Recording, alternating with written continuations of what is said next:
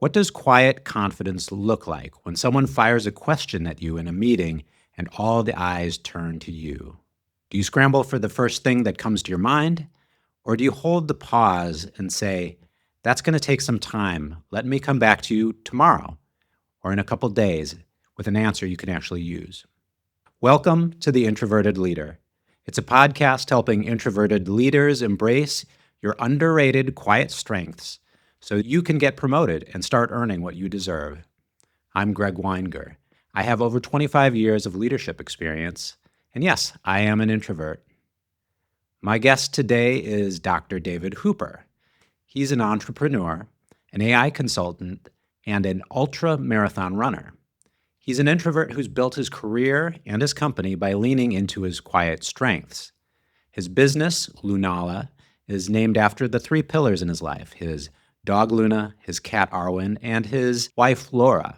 This tells you a bit about how he leads. David shares in this episode about a rock bottom moment that has reshaped his life. And what came out on the other side was a very clear-eyed sense of purpose. In this episode, you'll learn, number one, how to make your impact visible at work through outcome storytelling so you get the opportunities and attract the clients that you want. Number two, how to use AI as a thinking partner for daily reflection so your best ideas don't stay trapped in your head. And number three, why "let me get back to you on that" is one of the most powerful phrases a quiet leader can own. So let's get into it.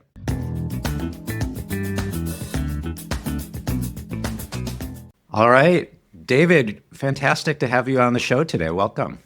Oh, it's my pleasure, Greg. Really looking forward to getting into this. Awesome. Well, I have to ask you the question I ask everybody when they first get on the show. Do you consider yourself an introvert or extrovert? I can say without a doubt that I am an introvert. That is for certain. I've always been quite quiet, but I played in sports teams and I was always a leader and loud on the pitch, but very quiet off it. And it wasn't until I was a little bit older, in my kind of 20s, I kind of thought about how I like to spend time and recharge and where I get my energy from, that I kind of thought, oh, maybe, I see more alignment with introvert than extrovert. The common misconception when it comes to introverts is that we don't have confidence or the ability to lead, when that just simply isn't the case. I've been in different situations where the loudest and most confident, shall we say, are perhaps not the greatest leaders. So yeah, I think when I look at my own kind of strengths and weaknesses, I always bring it back to not kind of putting myself in a box. So, just because certain people label us as introverts and say, you have to stay in that corner, well, actually, we can break out of those boxes and lead teams just as well, be confident in the exact same situation. Don't allow any label to put you in a box. You can go and do whatever you like, no matter what anybody kind of labels you.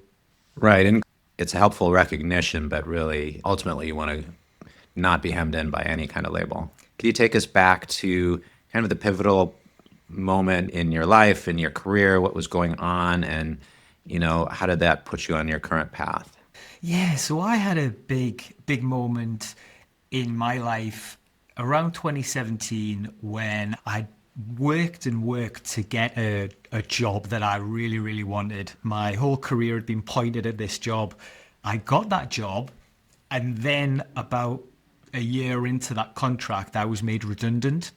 And that just sent me on this incredible spiral of self-destruction.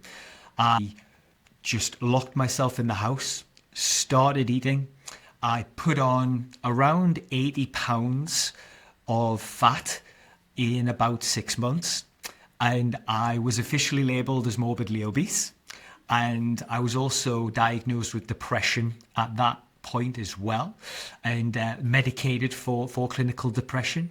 And for about 6 months, I wouldn't leave the house, morbidly obese, clinically depressed, redundant, and really I wasn't going anywhere. I was really in this spiral of despair, and we were sitting around the Christmas table, and the shirt that I was wearing was so tight when I was trying to eat my Christmas dinner that I thought the buttons were going to ping off and go into my father-in-law's meal. I had to excuse myself and go and get changed.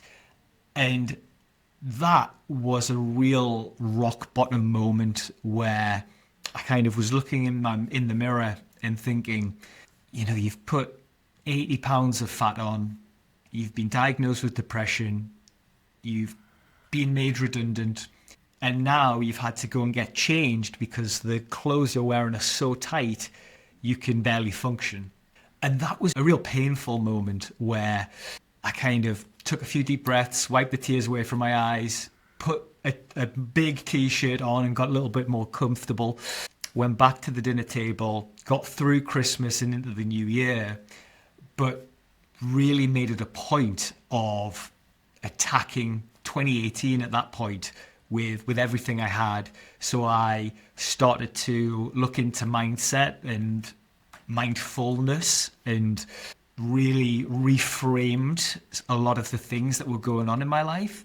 So I had those three areas. I had morbid obesity, redundancy, and clinical depression. And I tried to reframe those things. So the first one, morbid obesity, I had 80 pounds of fat to lose. I saw that as an opportunity to reshape my body and rediscover athleticism that I had in my youth. I saw my redundancy as an opportunity to become an entrepreneur and start my first business. And the last one, depression, I saw that as an opportunity to really refine and refind my purpose and what really made me fulfilled and happy, because I wasn't happy. And over the next 6-7 months, I really got to work. So I lost 80 pounds and became an ultramarathon runner. I really figured out what made me happy. And there's a great little story that I'll just jump into.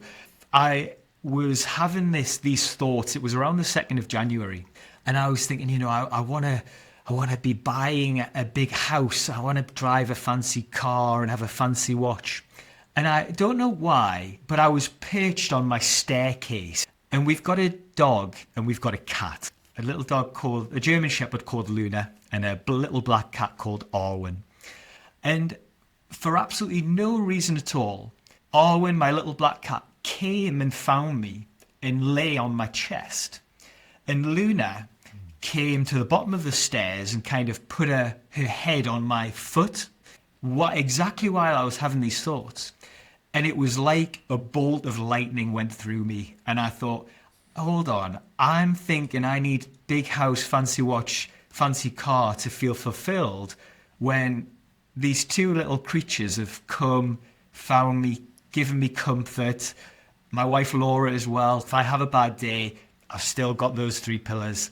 If I was picked up and put in a field in a tent with these three, life would be still absolutely incredible. And I'm so fortunate.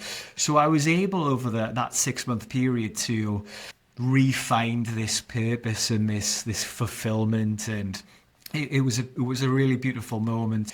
And then the last aspect was starting my first business at the end of that kind of 6-month process as well. So it was, a real challenging period. But now I look back and it shaped me into kind of what I've gone on to achieve. I'm really kind of almost grateful for that period now. Well, thank you for sharing that. There's so much in there. I've written about rock bottom moments, not from the perspective of a treatment program, but I think that there's a commonality of that journey, that path, where there has to be some kind of moment where it's the rock bottom for you, whatever it is for you, and this is just not acceptable. And giving in to that, and it's like, okay, well, I'm going to do whatever it is that I need to do to change from here. Yeah, I totally agree with that. And the moment I I had those moments around the Christmas table where there wasn't really another way to go.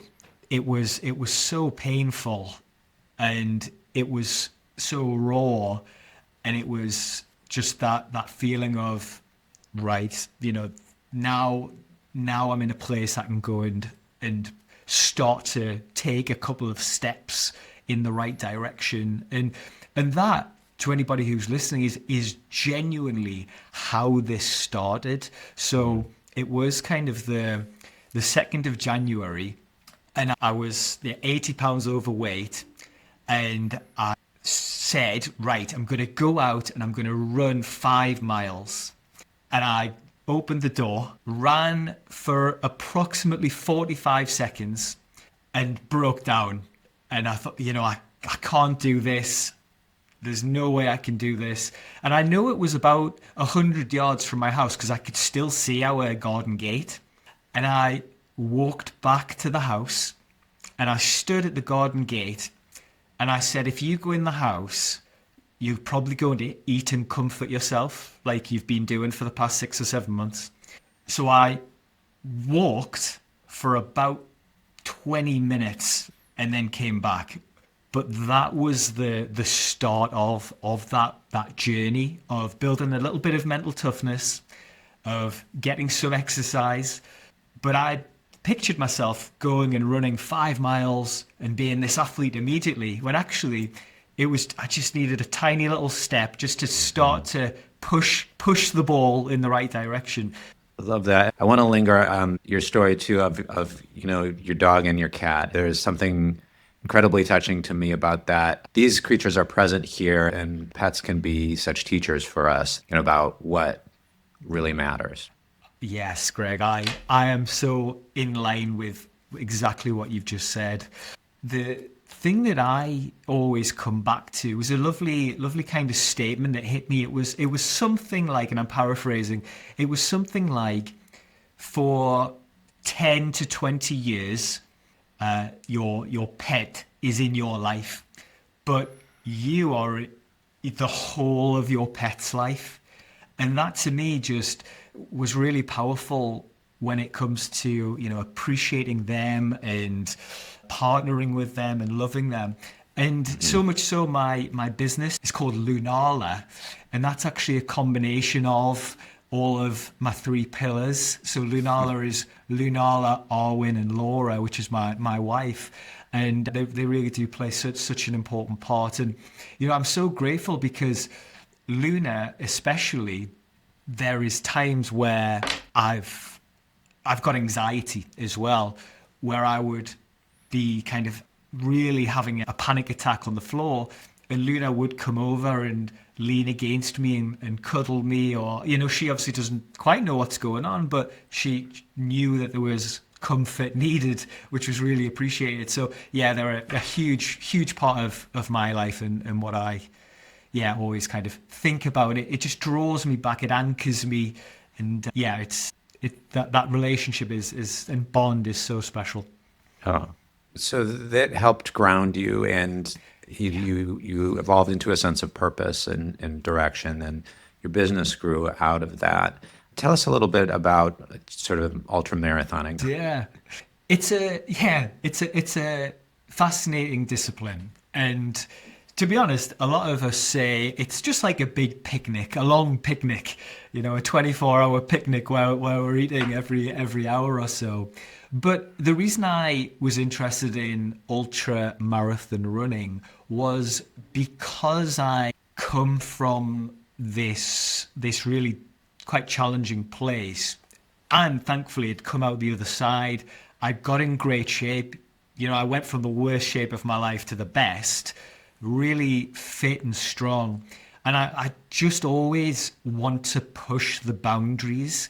So I'm incredibly ambitious. And there's a bit of a pattern in my career where I've had a big setback and then I've tried to go the other way. So, for example, I failed all of my A-levels at school. And then I tried to fix that, or prove to myself that I could go and actually learn and educate myself. I went and did a PhD. And it was similar with the ultramarathon side. I'd been in such a dark place, unable to walk or run 5 miles. I got to this point where I was running regularly, enjoying it, and it was just that moment of how far can we go with this? Why not? Why not have a go at this? And it was super exciting. It was some great experiences, and it really makes you appreciate or actually gives you the opportunity to find out a little bit more about yourself.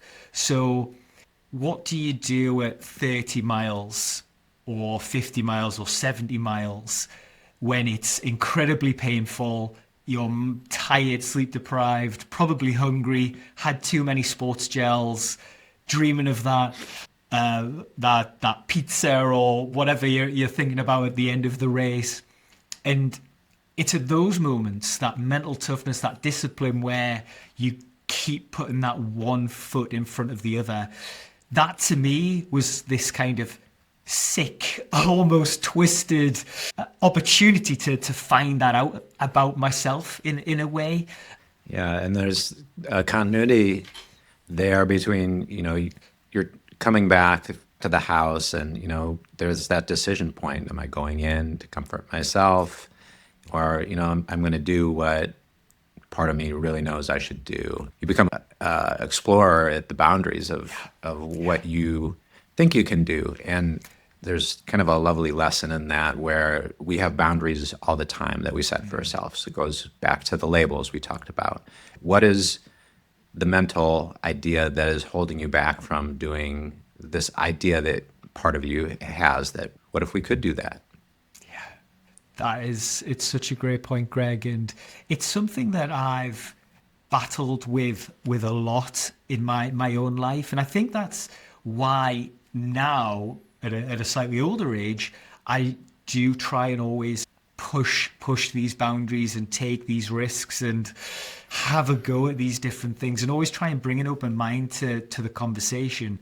I grew up in a very education focused household, so it was very much school's the most important thing, and then university's the most important thing, and then a career in education is the most important thing. Both my parents were teachers.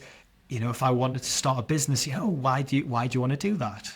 Or, oh, you want to go and run an ultramarathon? Why would you do that? You don't need to. Let's keep it safe. Let's keep it safe and simple. And I think that brings us back to the labels. You have the power to break out of those labels and to break out of the hold that others may have on you. It's always your decision that you can make. Whatever the challenge is that you're interested in facing, it really does come down to you. And another thing that I always come back to as well is I never wanted to have regrets. So when I'm 80, I never wanted to look back and go, I wish I'd got in great shape when I was in a position to go and run an ultramarathon. Or I wish I'd lost the weight earlier so I could enjoy time with my niece and nephew. Those types of thoughts really drive me, and that's really what keeps me driven. Yeah.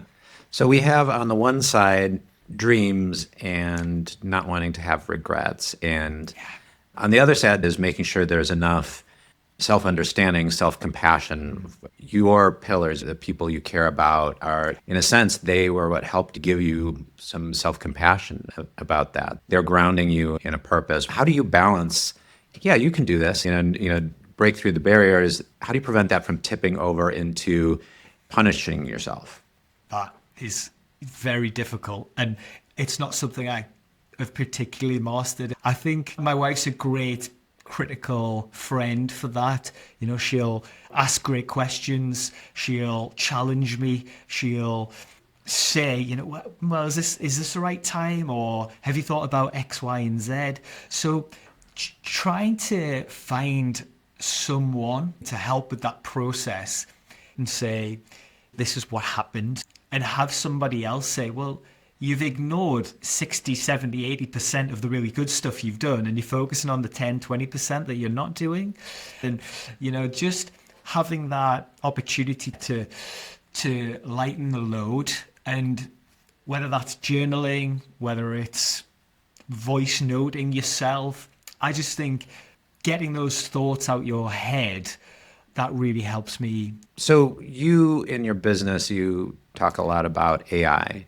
And what are some of the ways that you see that this can be helpful for people who are interested in leadership? And, how could it be helpful for introverts? So if you think about a very, very quick history, roughly in the 1800s, there was a huge technological advancement with the tractor. Everybody working on farms and in agriculture had a big panic and thought, what am I going to do? My job's been taken. How am I going to put food on the table? So that was a big shock to the system. We then had a big technological advancement roughly in the 1970s, 1980s. And my dad actually came home with a big briefcase, and he was in a real grump. And he said to my mum, "You'll never guess what my boss has said I've got to learn over the next couple of weeks." And she said, "I don't know, what's in the briefcase?" And he opened the briefcase, and what was in there was one of the first ever laptops. And he said, "I've been told I've got to learn how to use this laptop. I like to ring people and I like to write letters. I don't know why I need this." So again, it was a big shock to the system, big technological advancement. And then if we fast forward ever so slightly to the early 2000s, 4 guys got together in a US dorm room. One of them said, "I want to take a picture of my breakfast and I want to put it on the internet." Facebook was born. And again, that was a huge shock to the system. And we're now at that same stage with AI. Will it take our jobs? What will happen? But if history tells us anything, it's that we will adapt. In 5 years, none of us will be having these thoughts. It'll be integrated into our lives. So the first thing I would say to leaders is that this is a real opportunity for you to show leadership and embrace AI, because this has to be a top-down approach. You have to be the leader. You have to be the one using AI, knowing about AI, implementing AI, because then everybody else who you are leading, who is worried, scared about their job, unsure, they will be comforted and go, "Okay, if our leader is thinking about this, then maybe I should." So that would be the first part. The second part would be, this really isn't going away. So if you think about the speed at which AI is developing, it's much better to get on board and have a go at this point compared to in 5 years' time, where who knows what it might be like. And then the third and last part, which is really exciting, and one of the reasons I got involved in AI initially, was how this affects or could positively affect introverts. Now, we've just spent 5-10 minutes talking about reflection and me talking to the dog, me talking to my wife. I now pair with AI on a regular basis, and AI for an introvert to me, it's a dream. So I can have conversations when I have isolated myself, which I like to do. I like to be by myself, but I can still have reflective conversations and be asked questions and be stimulated in that way. But also, if I put a kind of comedic slant on this, when I think about interacting with people, quite honestly, I don't love having phone calls or ringing restaurants or those types of interactions. When I think about I could speak to an AI to book a restaurant, I'd be more likely to do it. For me, as an introvert, it's a real positive. There's some really great pieces of advice in there. Getting in, getting familiar, kind of demystifies it. I think if you are kind of shutting your mind to it and keeping it at arm's length, then it can get scarier. This is a tool, an amazing tool, and just an incredibly powerful tool. And if you're creative about how you use it and where you use it and incorporating it into different parts of your life, then it's just going to strengthen the best parts of you. What are the things that are most me, that are most unique to me? And, what are some of the things that it can be just a huge relief? I don't have to do that anymore. What are the tasks that you enjoy doing? What are the things that you'd rather somebody else would do? Are they repetitive? Could AI do them for you to free up more of the creative stuff that us as introverts, we love that big picture thinking, the strategy, the exciting plans, all of that really exciting stuff. And if there's more time to do that, fantastic. And even better, if there is an opportunity for AI to help lighten the load so I can spend more time in the hills with Luna, walking her, or getting home for my niece or nephew's rehearsals or plays or dances or sports games, that to me it's really, really exciting. And that's one of the key things when I started to talk about AI in that sense at a couple of conferences, and you could see busy executives think, oh, okay, so instead of replying to 150 emails at 5 p.m. till 8 p.m., I could have AI write some drafts for me, get them done in half an hour, be home for my daughter's soccer game, something like that.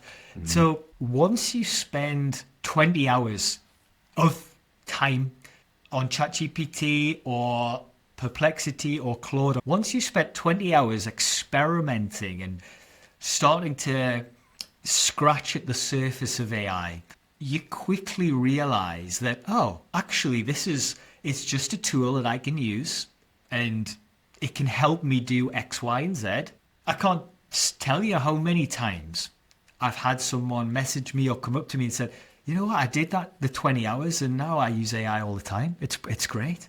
So it's just engage with it, have a little taste of it, dip your toe in and break that kind of glass ceiling of, I'm terrified of this, I'm worried, I'm not going to engage with it. Yeah, I think once you found that one task that has been compressed from 30, 40 minutes into 5 minutes, it unlocks everything. You're like, okay, I've already saved more time than I've invested. You've probably saved more than the 20 hours that you invest in it. I love what you drew out there, that this is almost another dream for introverts because it's interacting on your own terms. Completely right. And that to me is where my mental health suffers if I don't incorporate that into my day. So if I go and just keep all of these thoughts to myself and, I get home grumpy, quiet, not my best self.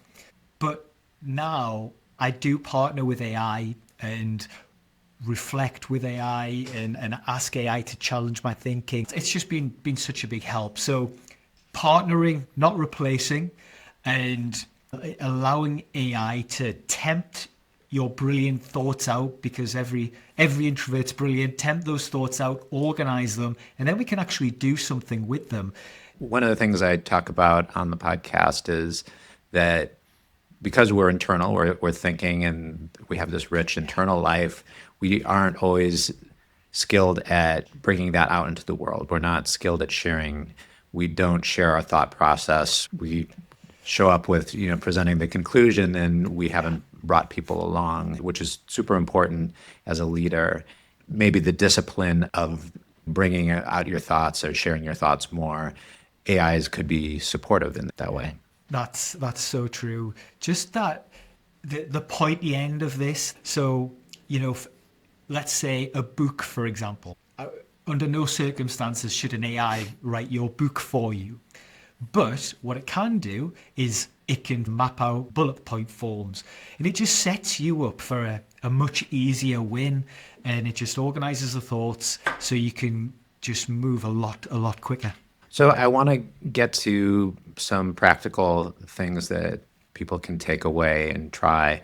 And one area which is often a challenge for quieter people is we'll have accomplishments, but we don't necessarily talk about it. Our contributions can go under-recognized compared to people who are just naturally out there promoting themselves. So what are some things that introverted, quieter leaders can do to have more visibility?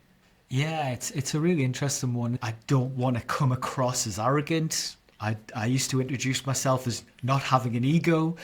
I was really protecting myself, I think, when it comes to how I was trying to go about my work. But in reality, I now try and lead through example. It's always about the impact. So I would always try and bring my projects to life, whether it was through having certain metrics or ROIs, so that they were really impactful. And suddenly somebody who's very senior saw the impact of that project and they want to know what you did. So you're kind of forced to almost talk about your practices, which again, very, very uncomfortable for us introverts a lot of the time. It's also just around helping. The quickest way I found to rise to the top was to actually care about people and to actually try and help them.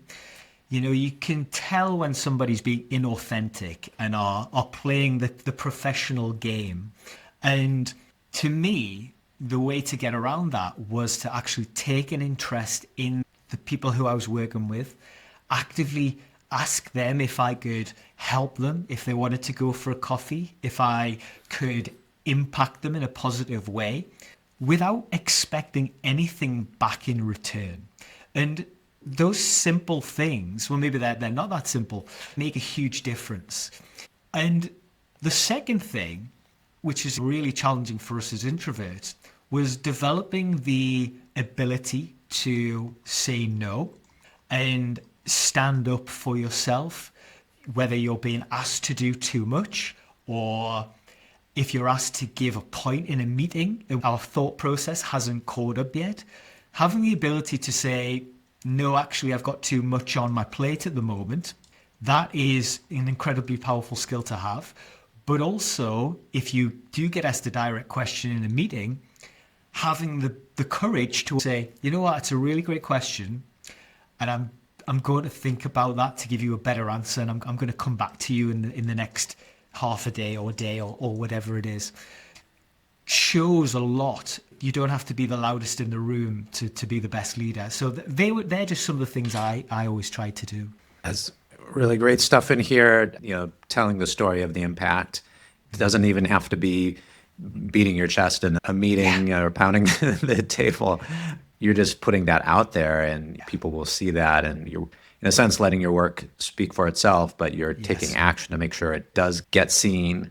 I call it the quiet influence network. You're building a network of one-on-one relationships, which are super high value because they're grounded in service. It's a genuine, authentic, caring relationship and helping others. And then inevitably, when you have something that you need, people feel the same way about you. I completely believe that truly. And I think that is one of the reasons that I've been able to kind of go and build a business outside of work. That network that you talk about was the one thing that's changed my life when it came to building the business. I always would have one-to-one coffees with people. That was my thing. So when I hear other business owners talking about, I'm trying to get a lead, or how do you get leads, and all these different things. When I started Lunala, I didn't think that. I just thought every month I'm going to try and have a coffee with someone, whether it's virtual or in person. And I'm just going to try and build real relationships with people. And if they work with us, great. If they don't, they might know someone who eventually does. But it was all about going back to those kind of core traits of actually taking an interest in real people. So for those introverts listening who worry about that aspect, if you suddenly switch the mindset from, oh, I need to get 20 leads for my business this month, I need to cold call 500 people. If you change that to, well, I'm going to offer 20 people for a cup of coffee, suddenly it becomes a lot easier and a lot more manageable. And as introverts, certainly for me, I said, oh, well, I like coffee. I like deep conversations. Let's see how that goes. Yeah, I like it.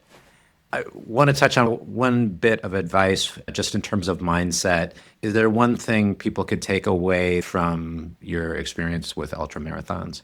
You are always able to take that extra step. You are at 40% capacity when you're exhausted. And that really, really brought it back for me when I read that. When your brain is saying you give up, this is too hard, you can take that extra step. Whether it's a 5K, a 3K, a 10K, it's a fitness journey, whether it's a business that you haven't made a sale in your first 11 months, whether it's a piece of study, degree, master's, PhD, whatever it is, the same thing applies across all of those different things. There's always more to give. You just have to remember why you're doing these things, why you started them, and how amazing it will be when you finish them. Yeah, when you're exhausted, you still got 60% left to give. Thanks so much for sharing all of your thoughts and your wisdom, David. I really appreciate you being here. If listeners want to learn more about you and the work you do, where should they go? So the best place to go is LinkedIn. So it's Dr. David Hooper on LinkedIn.